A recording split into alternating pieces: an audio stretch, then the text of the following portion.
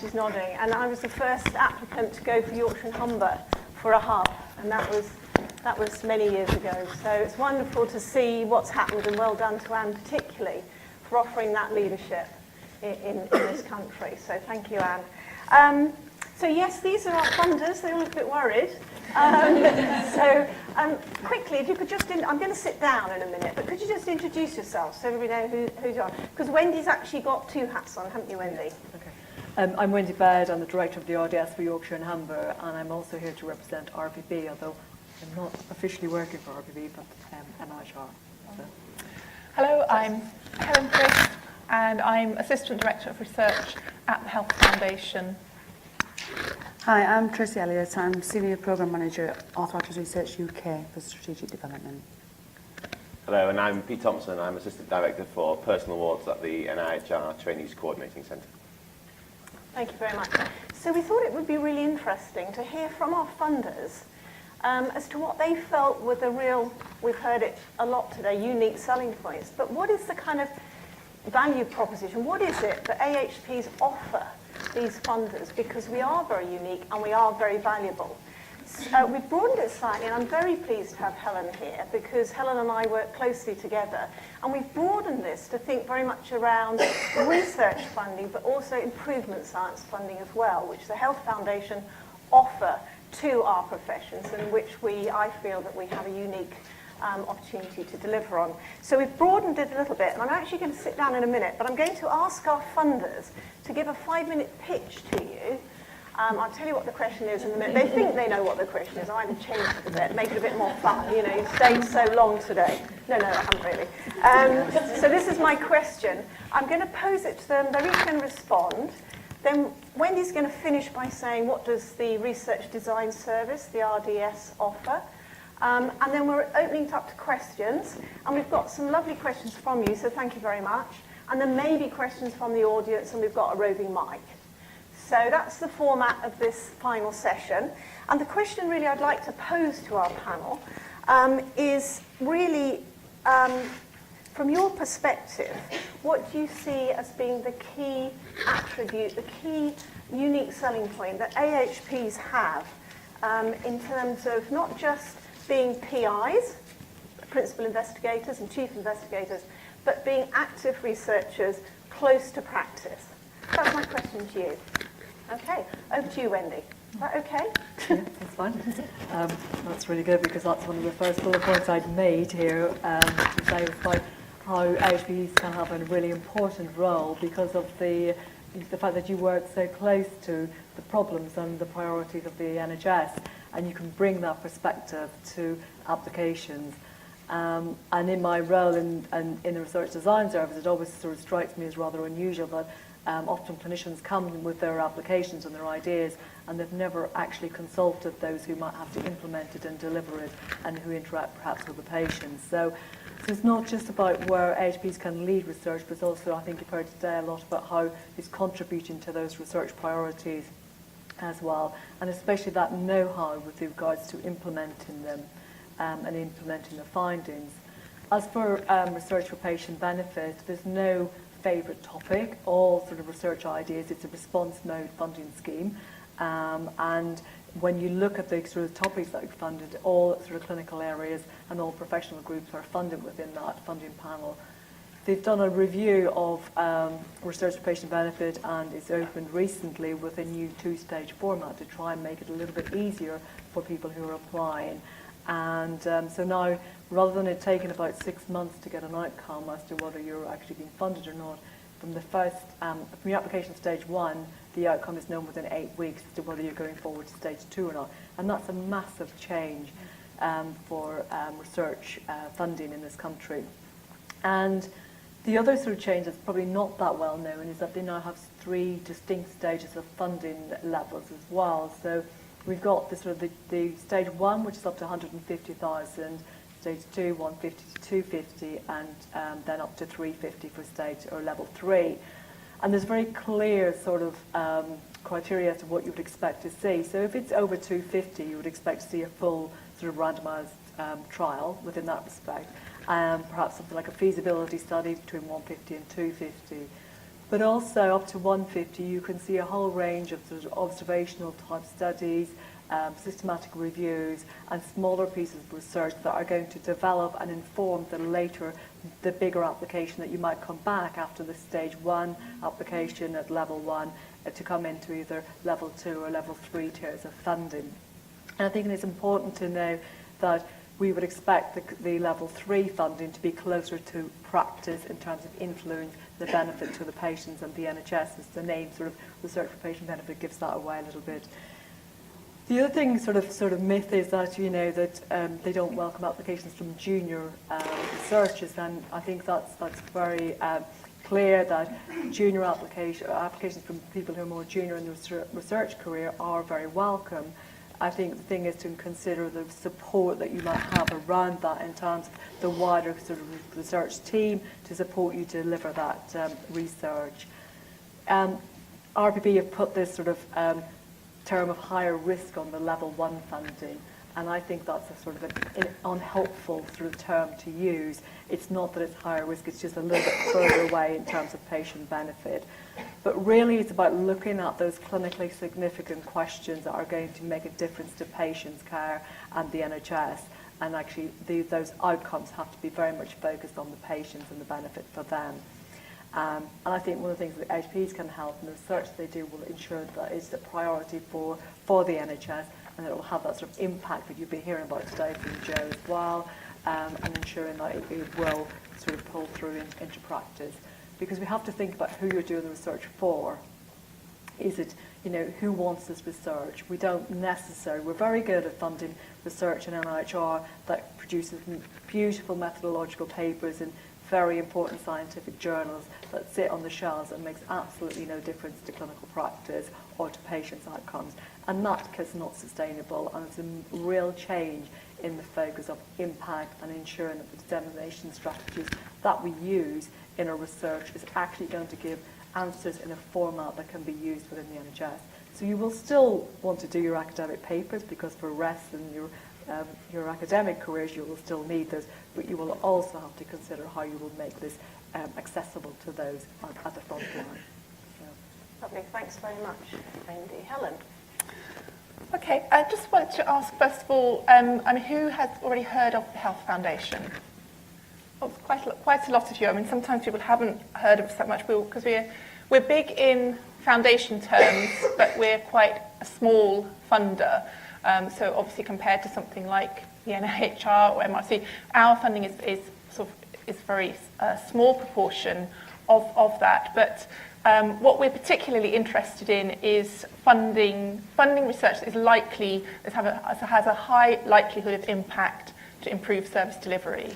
I think as a charitable foundation, we don't have a particular goal of developing knowledge for the sake of knowledge. Our only motivation is to improve service delivery of healthcare services in the UK.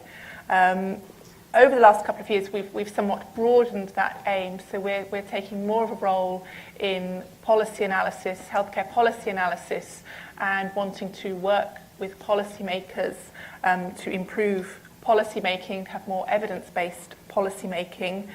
And at the moment, we're also scoping work to look at how we can get more involved in improving health and helping people in the UK to live healthier lives, as well as improving service delivery of health and care services.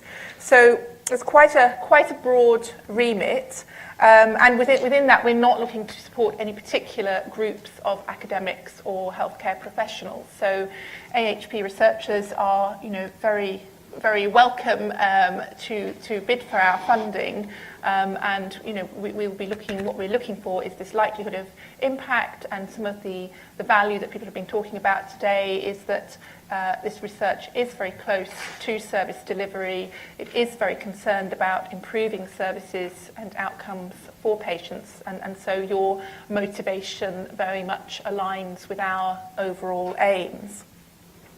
And what we're seeking to do with our funding is, aside from pure research, we're very interested in looking to test innovations and see what works. So we have some streams of funding which are about testing sort of proof of concept for new ideas about how to deliver services, how to work better with patients.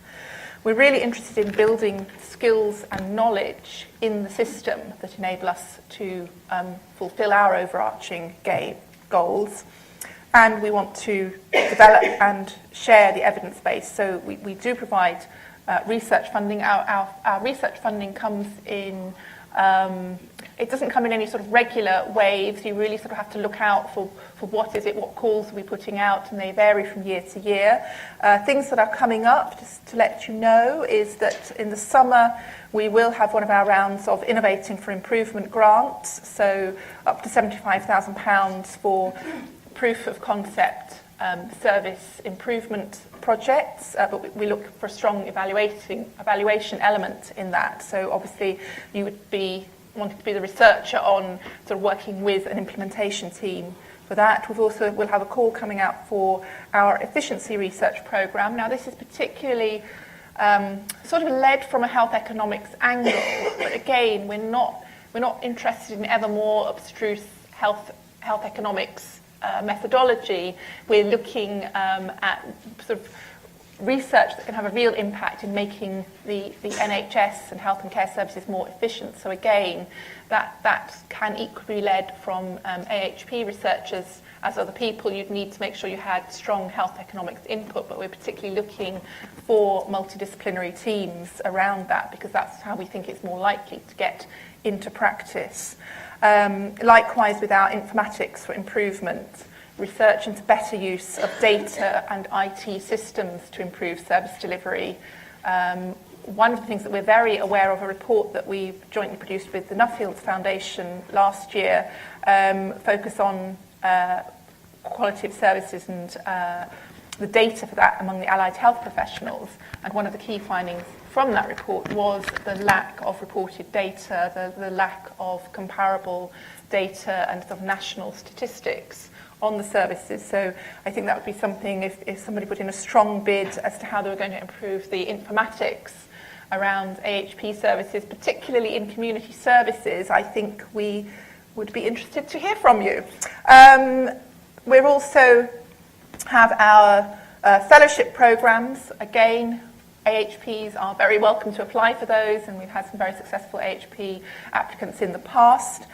We have our Generation Q Fellowship, which is an in-service training program, particularly aligned to people learning how to do quality improvement, but again, that's very intertwined with research, so we're very open to research-led applications. And then postdoctoral research fellowship for improvement scientists, that will be opening in April for a 3-year fully funded research fellowship. There'll be 5 fellowships, but it's around improvement science research that's going to have a really high impact to improve services, developing new ways of working, new sorts of research. That's what we'll be looking for there, and people who have the attributes to be a leader in that field. So it includes a really strong leadership development component in that. And finally, we will be we're currently scoping a research improvement institute, which will be the format of that is all unknown at the moment. We're very much in the scoping stage, but the foundation is looking at the options for establishing such a research institute with funding of around £5 million a year for up to 10 years. So that's quite a very significant, that will be our most significant investment to date in improvement science, and is a recognition of the leadership that we feel that branch of research can give, and the way in which that is already showing impact in improving care and services. Okay, thank you very much, Helen. Tracy. Okay, so Arthritis Research UK is the leading charity in the UK, not only for research but for information for people with arthritis and musculoskeletal conditions. So we are the 4th largest in terms of what we fund research charity in the UK. And when I say 4th, we're a long way from the 3rd, but nonetheless we're the 4th. We spend about between 20 and 25 million pound a year on research. We have a portfolio of around 100 million currently sat where we are. So I just want to refer to my biography. Bear with me, it is relevant because I think this was taken off our website. I didn't write it. But I wanted to sort of just say some key phrases. So we've got in here, and this is from our website. So we're here to better understand the cause and development of disease. We have a network of experimental treatment centres, and we're looking at targeting treatments and stratified medicine, which is all true. But traditionally, we are a charity that works very much in a scientific underpinning early research area. We have a good portfolio of clinical trials, and we're recently going through, I'm not going to say a new strategy, but we're going through a strategy development where we are understanding and focusing very much on the health agenda and widening our scope. We're staying with the early research, but we're widening our scope to health. And that is because we have an understanding, we've come to an understanding that if we want to help people in the here and now, that's where we need to put our money for research. The looking for a cure is fine, and we perfectly intend to continue with that. But even if we find something today, we're probably talking about 30 years before anything would ever happen. So we want to help people in the here and now, and really are focused on that health agenda. So we have a call out currently, and I think this probably would be it's too late now because it closed on the 16th of March. But it's a health service research call, and we are looking for applications. We want multidisciplinary teams, and that's very explicit in the call. So, for instance, we don't want a clinical rheumatologist to come along and say, I've got a fantastic idea of how a physiotherapy clinic can work better. Because if that happened, we would send it away and say, come back with a physiotherapist. So we're very much focusing on multidisciplinary teams. We're very much focusing on what happens in the real world. So, you know, we all know, and I think it's been mentioned once or twice today, you know, clinical trials, RCTs, they are the gold standard. They give us the very good answers about if a treatment works, if an intervention works, and but what it doesn't do, or what it does do, in fact, it might tell us that an intervention works in a population of females over 45 who don't smoke.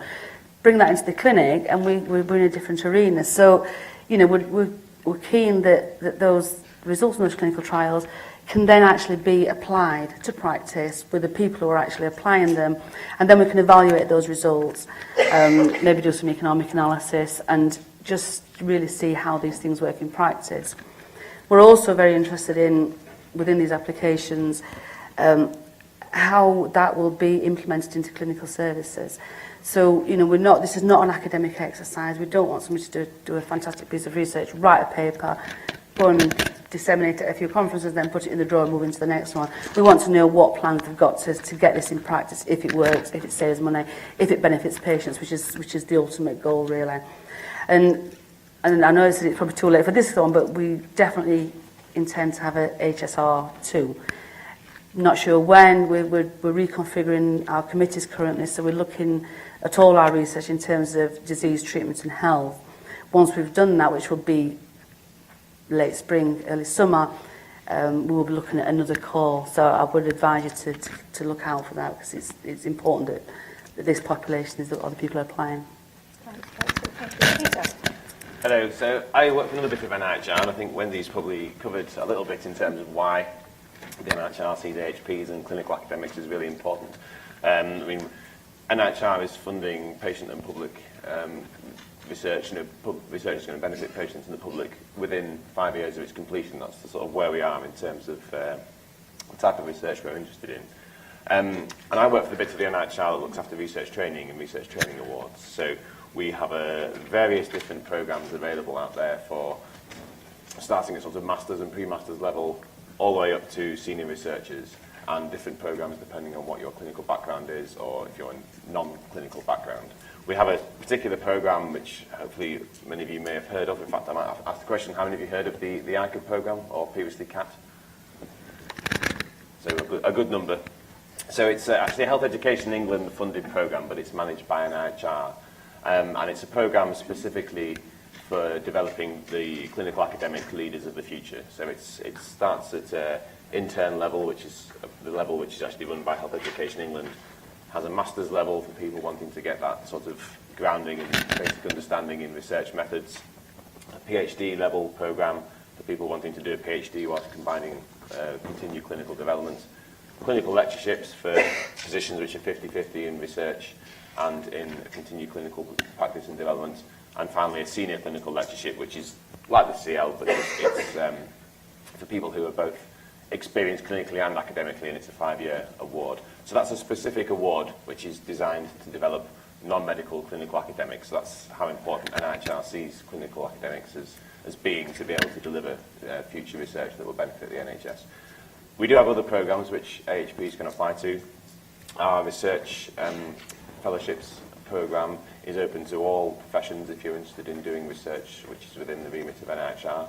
AHPs have applied to that in great numbers in the past actually, and the success rates from AHPs to that program are fairly high. So if you're interested in doing any further research development in terms of where you are in your career, so again, we do PhDs, we do postdocs and senior awards within the fellowships program. Also look at that program as well. So. Thank you. So Wendy, could you just summarise how the Research Design Service can support applicants for any of this funding? Yep, okay. So the Research Design Service is funded by NIHR to support people developing their applications, and one of our restrictions is that it's national peer-reviewed applications for NIHR and other major charities as well, MRC and Wellcome. So we can't support local or people who are doing their master's dissertation, for example. So we've had a couple of questions about that today. So it has to be people who are putting in sort of competitive bids. I would say probably 40% of our support at the minute is directed at people who are applying for fellowships. So please don't think that you can't come to us for that. We do work really closely with the funding panels to understand exactly what it is they want from the different funding applications. And I know Rebecca mentioned earlier about the NIHR Speak or narrative. And I think there is a particular way that NIHR like to see their applications written, so we will help you with that.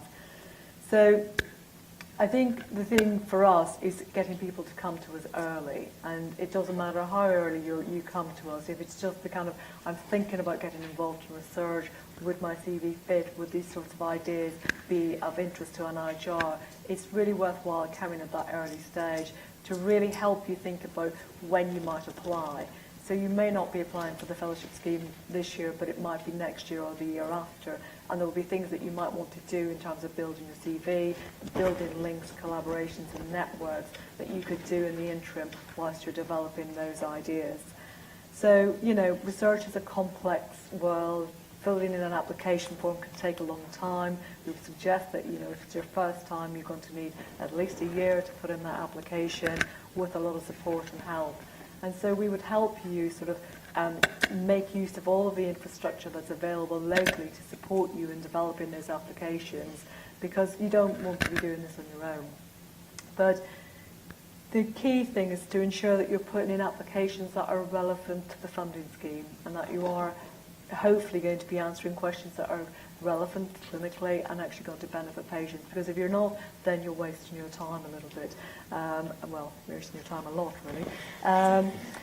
So we will very much tell you those sorts of things at the outset, and that's not always welcomed.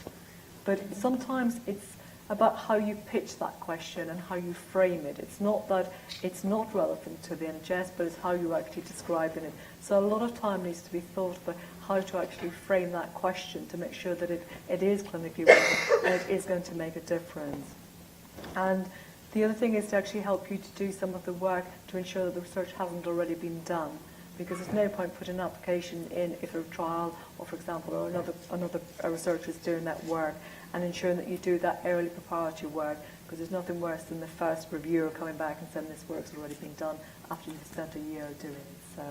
So I think it's about sort of ensuring that you come. It is free, it's available, it's local. The RDS is funded across England, so if you're not from Yorkshire or Sheffield, there will be an office near you. It's based around 38 institutions across England. So, and there are a direct website link for everybody to apply if you want some support. So. Great, thanks very much, Wendy. So I don't know if you noticed, but they didn't really answer my question. Did you notice that? Typical. But actually it was really helpful to hear about the opportunities that they offer. So I'm answering the question because I listened to them and I thought, well, what is it about us that makes us unique. And I listened to what they were saying, and I've just listed what I think are our unique selling points. And the first is patient benefit. Why do we do what we do? For patient benefit. Everything we do as AHPs is for patient benefit. It doesn't matter whether you're a manager, whether you're academic, whether you're a clinician, or whether you're a mixture of all of those things. First unique selling point. Secondly, we all work in multidisciplinary teams. That's the unique nature of being an AHP. It's what we do right from day one undergraduate. We work in and this is what these guys want. They want multidisciplinary team applications. Unique selling point 2. Unique selling point 3, we are very innovative. And you know that. We know that. We've been running a Clark project called CABOT, which is around developing occupational therapy research projects at Sheffield teaching hospitals. And the innovation that came out of the occupational therapy departments was frightening. And the guy who led it in our group actually didn't know how to deal with all the ideas that came out. And it was about managing expectations because of all these innovations that were coming from occupational therapists. So unique selling point 3, we are very innovative. The point that all of you have made is about service delivery. We deliver the service, that's what we do. And so we know how to deliver that service. That's our 4th unique selling point. And the one I listened to as well was new ways of working. I spend a lot of my time in the NHS working with my chief execs, working with my managers, working with my colleagues, and we've got to find new ways of working. We know that. We've got a huge burden on our NHS. And that's, again, what we do because we know what service we're delivering, and we are the ones that can think of the new ways of working. So that is our, whatever it is, 5th unique selling point. So I've learnt what our unique selling point is by listening to you and knowing what you do and what I do. So thank you for that. We've actually got a couple of questions here, but if you could be thinking about your questions for the panel, I know you all want to get off, but I have to tell you, having shot off to do an interview panel and come back in, the roads are fine, the snow's stopped, the buses are running. So don't panic, don't panic. You will get home tonight with gin and tonics, yeah. Yeah, the bus to Lodgemore is running, which is always a good measure of what's happening in Yorkshire. So we've got 2 questions here. Thank you very much from folk. I'm going to direct this one to you, Peter. I think this is a really interesting one, and also to Joe Cook. Perhaps also to Anne might like to respond. So this is a question from somebody that says, clinical academic or traditional academic pathway, what's the most strategic? So I thought that was quite an interesting question. So you want to think about that for a minute. So the question is, or perhaps Karen's got the answer, so Karen, can we just have the mic? Because one of those things, where's our roving mic? Thank you, because one of the things you can't do at the back is hear when someone asks a question. I said strategically clinical academic because the pay is better. That's very true. So, well, yeah. I guess I'm not sure if this is quite what you mean in terms of what's the more strategic, but certainly I'd think carefully around what it is you want to be at the end of it, I suppose. I mean, we have sort of 2 routes within the NHR, well, two programs which you can use for those routes. Someone who may want to go on and become an academic and work purely in an academic position in the university, and one that is combining clinical and academic elements to their career. It's important when you're going through either of those programs to understand that, so you should tailor your application to the program that you're going to. Yeah, I think it really just depends on what it is you see yourself going on to do in the end, really. If you really have a passion for continuing your clinical career alongside doing research, then we have a pathway that's doing that. But then equally, we have programs for people who want to go on and be researchers working in a HEI. I mean, I think both are very important. So just think carefully around what's your passion, what you want to do. So we have a question here. I just wondered how much flexibility there is in all of this, because it sounds like there's this fork in the road and you have to make a decision. And talking, I mean, I'm quite an early career academic, but talking to a lot of my kind of older colleagues, they've had these careers that have gone from clinical practice to academia, from clinical practice to academia, and they've kind of blended these 2 worlds. But what's being described to me sounds very, you at some point have to make a decision and you become one thing or the other. And for somebody like me, that feels a little bit, yeah, in some ways quite a sort of a major thing, because for me, I've always sort of thought, I went to higher education, always in the back of my mind, I thought, I love clinical practice, I can always go back. Whereas it sounds like that's maybe not the case anymore. I don't know what you think. Can I respond to that, please? Yeah, certainly, yeah. Okay, so the question really is, ivory tower or real world? That's the question. Ivory tower or real world? And I think that before, I probably would say this because I'm Clerk Director in Yorkshire and Humber, but before the clerks came along, that was the choice. You know, it was ivory tower or really not a lot. And the clerks transformed that concept by producing, or the vision is to have these boundary spanning, as Joe was saying, boundary spanning clinical academics who actually live in both worlds. So you live in the real world and you do research, which is, I have to say, potentially more impactful. So I think there has been a shift, and there was simply a choice. You either went into the academic world, into the ivory tower, or you stayed in clinical. And now there are many more opportunities in England to be a boundary spanner and do both. Can I mean, I know that you asked me to talk to it as well. I think that's exactly right. I think that, clinical academic, it depends what your motivations are in thinking about those impact domains. But actually, if you want to make a difference to health, and that's what, what I want to do, actually being very close to practice and thinking about really using research developing research immersed in practice and thinking back into it again is really an area that I think is probably potentially more impactful. But I do think there are difficulties around that too, because I think clerks do offer opportunities, but really we need to be thinking about NHS organisations offering opportunities too, and we need to be thinking about getting strong clinical leaders so that we can mirror what's going on in medical practice within nurses and AHPs. But it's a long road, and certainly clerks are an option, and we're doing things in Clark linked to NHS organisations called ACORN, and people are thinking differently and trying to develop those opportunities that are clinical. But I say, it depends on really what floats your boat, and it's not easy. None of this is necessarily easy, but it might be what actually helps you, get through the day. So we have, sorry, yes. Could I come back on that? I'm a professor in an institute that employs clinician researchers, non-clinician researchers, and I'd say to the person who asked the question just now about which is more strategic, I know we have much more trouble getting funding for our non-clinical researchers than we do for our clinical researchers. So in terms of the strategic move, you've trained to be a clinician, you offer something as a clinician, you bring much more to the table as a clinical researcher than you do as a non-clinician. So give that up very carefully. Unfortunately, I've had to, because I did reach the end where I had to make a choice, and I've ended up being much less clinical. But as long as you can retain it, I think strategically that is the better option. That's a good response. Thank you very much for that. That's very helpful. Now, this one I don't know if we can answer, but this will be our last one, I think. So the question is, and I don't even know who to pose it to, really, maybe myself. How do you cope with the ongoing uncertainty? I mean, this is a very important question. I don't mean to lighten this. How do you cope with the ongoing uncertainty of fixed-term contracts, bids, piecemeal nature of postdoc research? This is a big issue.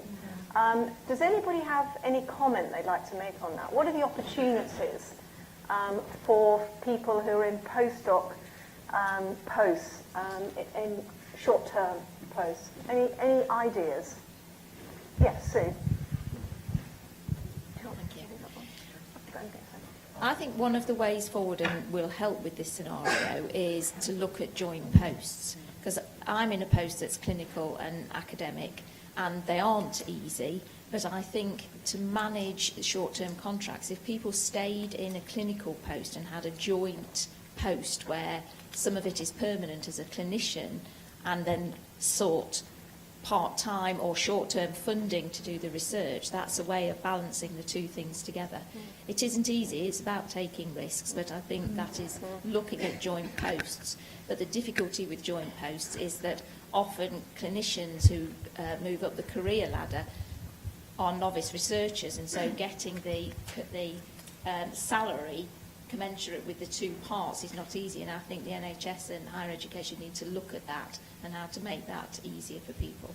Yeah, that's very helpful, Sue. Thank you very much. We've got a comment here from Heidi. Hi, yes, I fully agree with you, Sue, because that's certainly what I've had to do. I've maintained my clinical contract for the duration of my academic career when I decided to embark on a PhD, which was funded by Arthritis Research UK. Then at that point I had to leave my NHS job full-time and take a part-time role, but that meant that I had that security. And then I've maintained that contract with the university, so my clinical lectureship now with NIHR, it sees me 50-50, and it's not ideal because I still have two separate contracts. But because of the time and the effort that you put in, we've now talked about permanent funding with the university. And I guess it's that commitment that I've made is now going to be matched by the university. So it is a time issue, and you're probably not looking at having anything fixed with the university until your postdoctoral level. Yeah, that's very helpful. Yes, Helen. It's not really a solution in terms of practical matters, but I mean, it is something about the attributes, the personal attributes that people need to have. And certainly when we are, for example, recruiting for improvement science fellowships, and that is one of the criteria that we're looking for, are people who are able to cope well with ambiguity and who are prepared to be pathfinders, because there isn't a career path mapped out in all these areas, and in a way to be comfortable in yourself taking those sort of paths, you do have to have those sort of attributes of being able to cope with uncertainty, ambiguity, and in a way to be an optimist. Thank you, yes. And just almost a final point to the panel, that you don't realise how influential you guys are.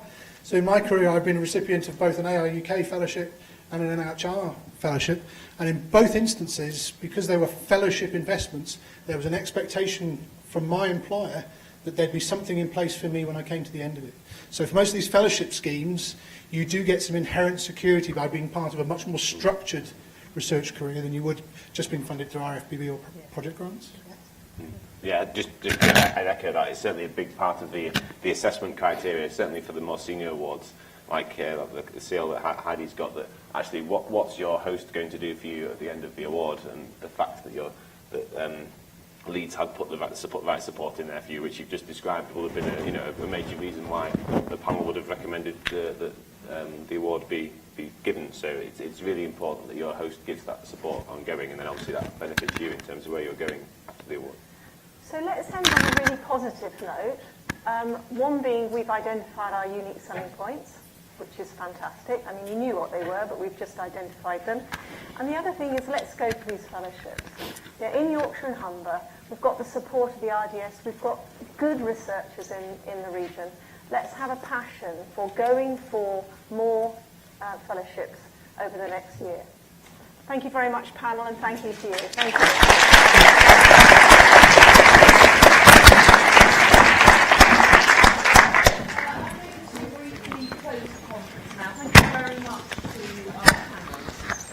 It's really impossible to sum up such a very full day, but I hope you all agree that it's been very, very inspiring, and I hope that you will all extend your research activity following today. We've heard about different ways to build a research career, how to involve career in your portfolio. We've also heard about support mechanisms and even funding that may be available. So really, sort of following on from Sue's rallying call, we do hear an awful lot of doom and gloom around the NHS, but I actually think there has never been a better time for allied health professionals. Sir Malcolm Grant, who is chair of NHS England, formally acknowledged last year the value of AHPs in delivering the 5-year forward plan. He's a very difficult person to convince, so that is absolutely amazing. AHP-led services, we heard reference to them earlier, they're now occurring all over the country, they're being evaluated, and the initial results are really, really positive. Just yesterday, the National Institute for Health Research issued a guide on building a research career. for aspiring clinical researchers. It was mentioned this morning. It explicitly says on the cover, excluding doctors and dentists. I rather like that. But it also has a section for managers, and it really does put into a brief document how important research is. It makes the point, this document, that research is the core business of the NHS, and it results in better overall care for patients. And in particular, the document has a focus on clinical academics who remain in practice, and the contribution of those people is particularly recognised. So, as well as conducting research, everybody here can identify research questions, and we've heard a lot about the importance of that. So you can influence those questions, you can actually set the research agenda, as well as possibly getting involved in carrying out that agenda. So all of you have a really, really important role in setting that agenda. So I hope you've enjoyed the day. Thank you very much for participating. Thank you particularly for staying to the end. And have a safe journey home. Thank you.